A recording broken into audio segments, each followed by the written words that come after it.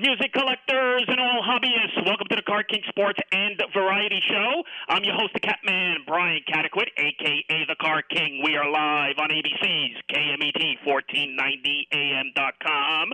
Your number one spot right here for news and talk on the West Coast. I thank everyone for tuning in this morning. On the telephone line, I welcome in legendary singer, songwriter, Canadian Music Hall of Famer. We welcome in the great Andy Kim. Andy, Brian C., honor to have you this morning. Hey, Brian, it's great to be with you. Now, let me ask you a question. When I was listening to the beginning of the show, like with all the stuff that you are you like pirate radio? Remember that time where everything was like they were out in the ocean somewhere or out at sea, and you couldn't touch them? They could say exactly what they wanted. Is that what your show's about? My show is actually a variety show, music, sports, and legendary artists like yourself. Well, that's too kind, but thank you. My pleasure, Andy. Andy, reading a little bit about your biography, I read as a teenager you decided to leave Montreal and head to New York City, the Big Apple. Can you talk about first how your interest for music and songwriting began? Well, I for me, growing up in Montreal, in the tenements of Montreal, my only way to reach out into the world was through my transistor radio, because for some reason or other, I was able to get WABC in New York and WKBW in Buffalo. And I'm the third of four brothers, and my two older brothers, is kind of 16 years apart.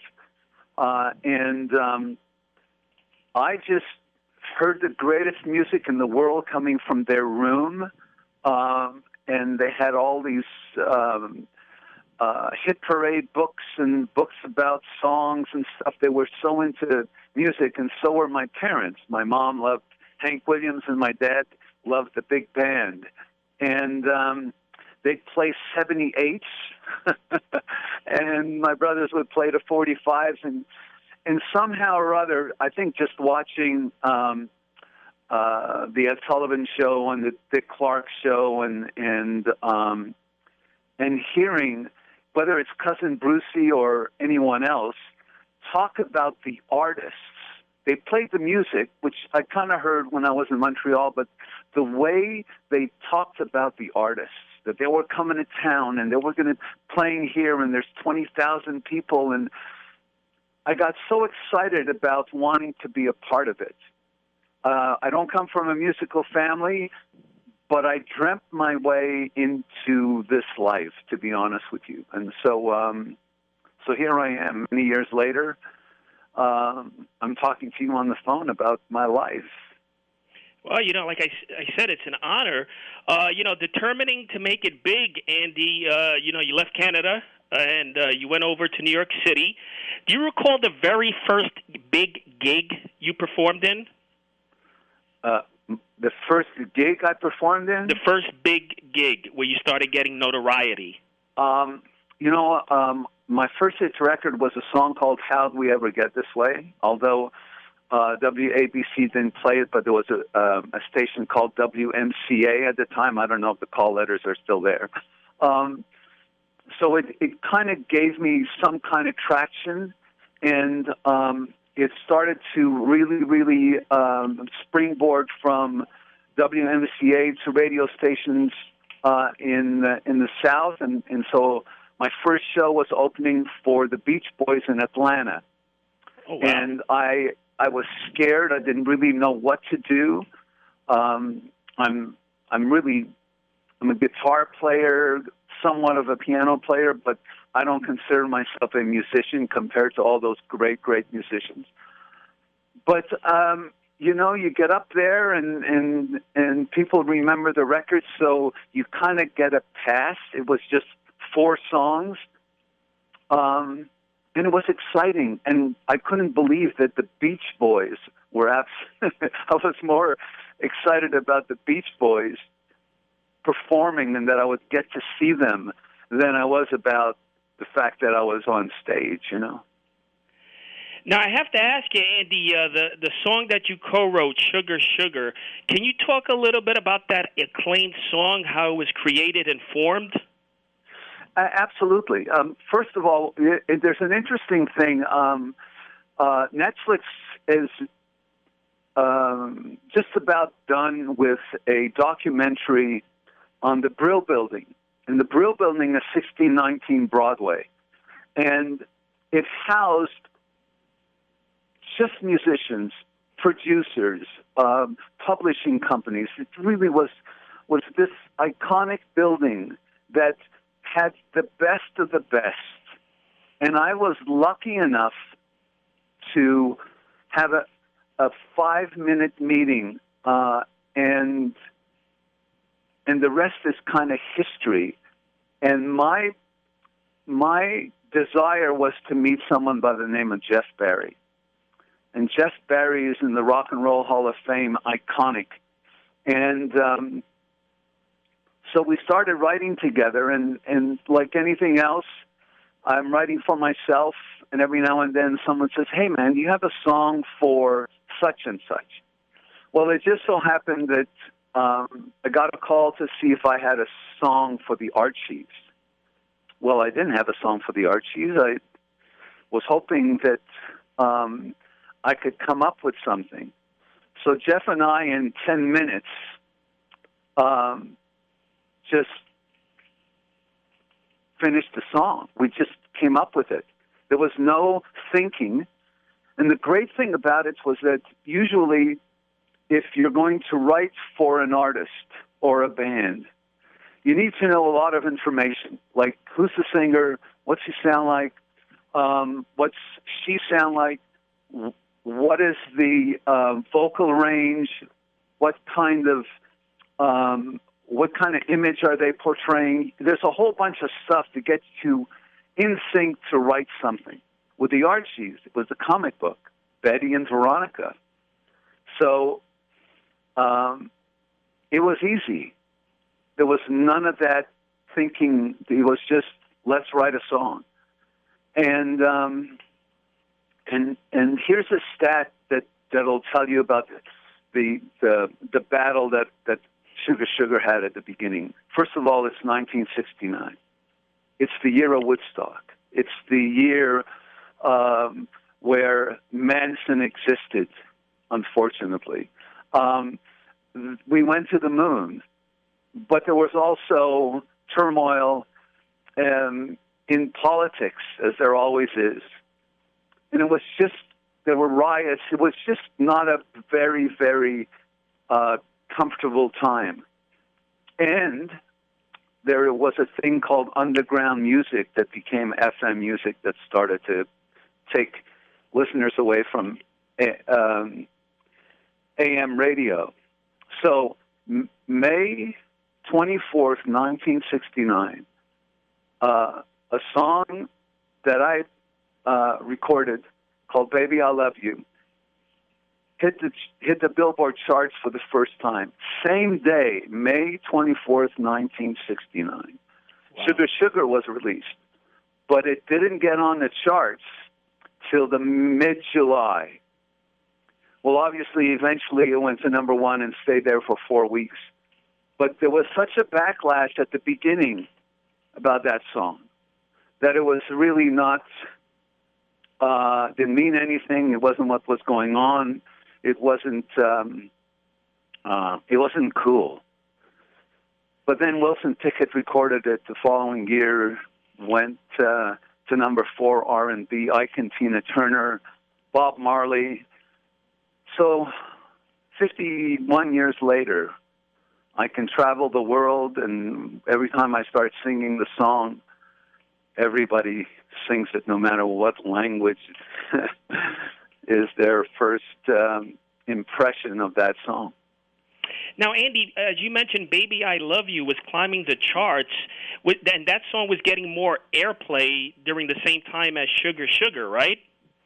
Yes. As a matter of fact, it was being played, and I was on tour with that song, and nobody wanted to play it. I think there was some form of, it wasn't cool. You know, people were start seeing that, you know, that everybody that was at Woodstock was cool. I mean, the Doors were it was a revolution, it was an evolution.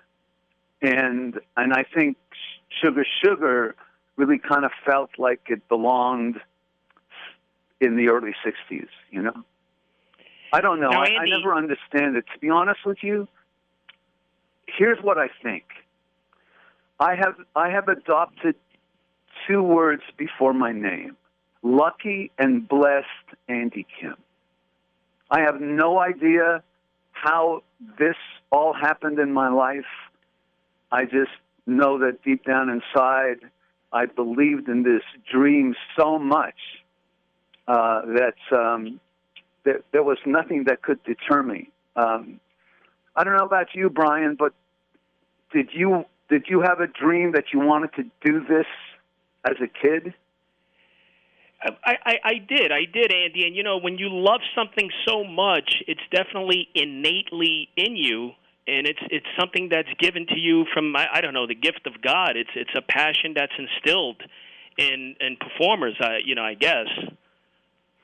You know what? You don't know how people will react. You know, people come and they say, "Oh my God, you're so talented." Well, there's a lot of talented people. Luck plays such a big part in all of it. You know, being in a situation where I've had whatever battles you have regarding putting your music out. So for me, I just see it as a very, very blessed moment. I've always done that, so ever since I was a kid, you know. Well, also, a lot of people ignore their passion. You know, they have doubts that they can't make it. But, you know, reading your biography, you never doubted. I mean, you had an ambition, you had a goal, and your goal was to pick up, go into New York City, and make it big. And, you know, that was your destiny. Well, am I right? Yes, but here's the truth. The truth is, I have no known skills except this. So I never had any plan to be anything else.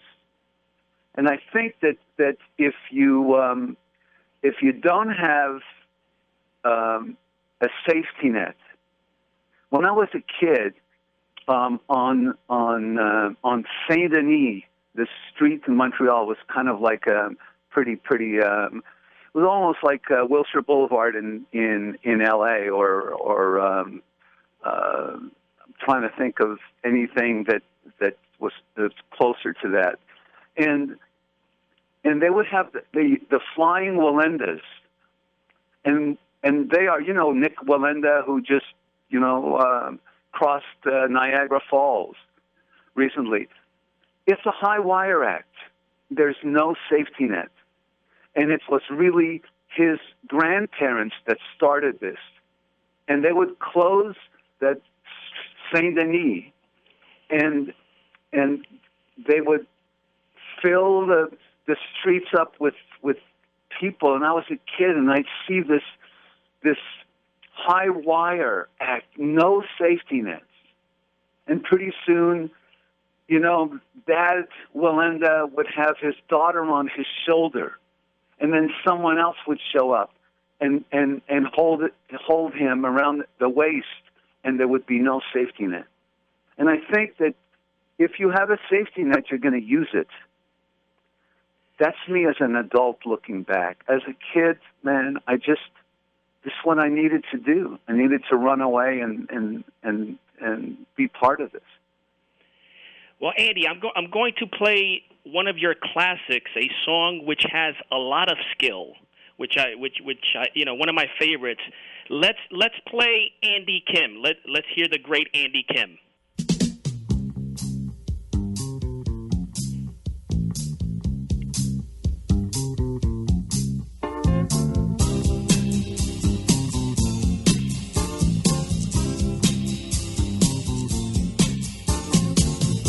Ain't it good?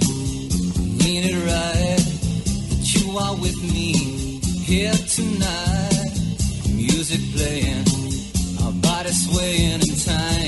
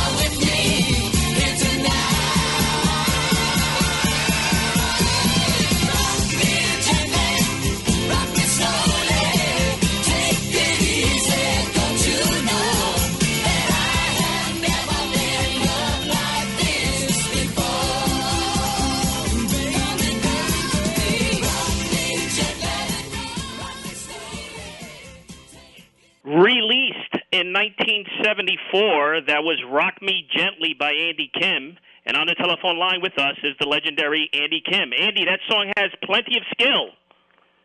Well, you know what? Just as I was listening to it with you, the important thing to me was the fact of all the steps that it took to put this record together. I had packed my bags, packed my dreams, and moved to Los Angeles, where I didn't know anyone. And one morning, about 6 a.m., I just wrote this song. And I didn't know where to go and what to do with it. I was not on a label anymore. I was on my own, basically. And I decided that since no one was going to help me, I was going to do it myself. And so I called the Musicians Union, and 4 strangers showed up. And in about an hour, I had what you're listening to.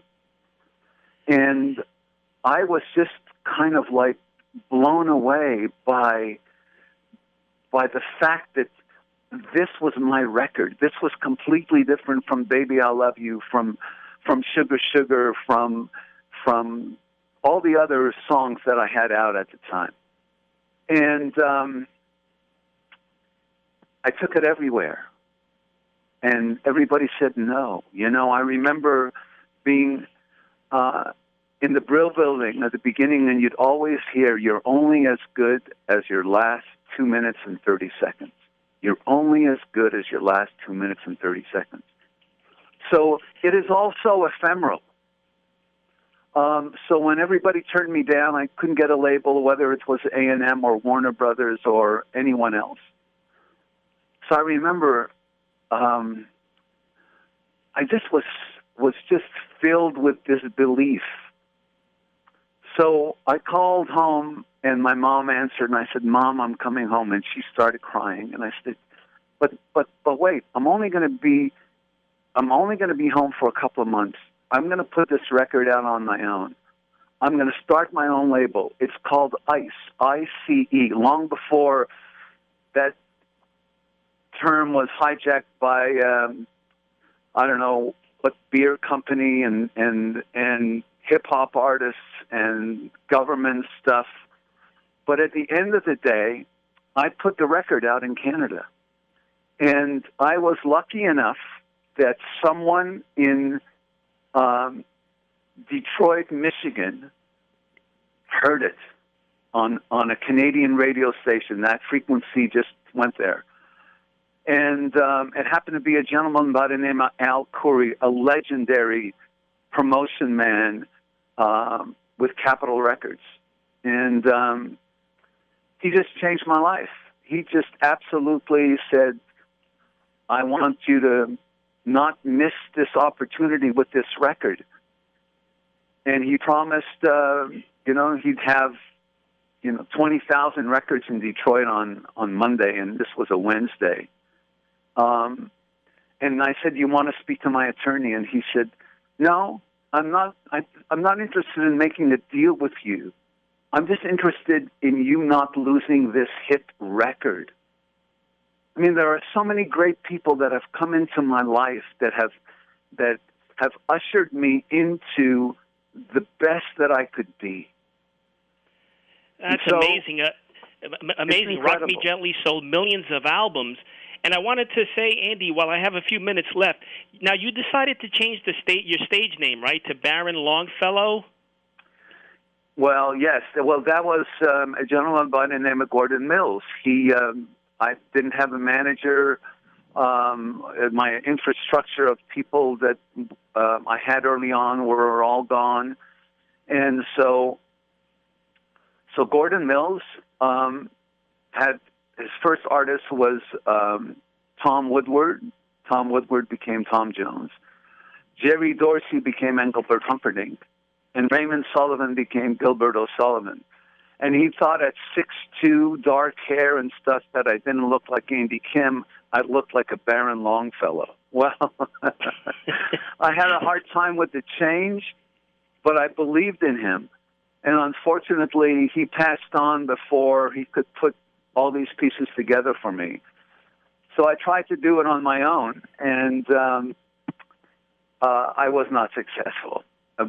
But it's okay, because whether I'm successful or whether I became irrelevant in life, I've always been happy with the fact that I'm alive, I have my health, I can see, I can smile, I can create, and I've been given a gift to be in music, and that's I can't ask for anything more.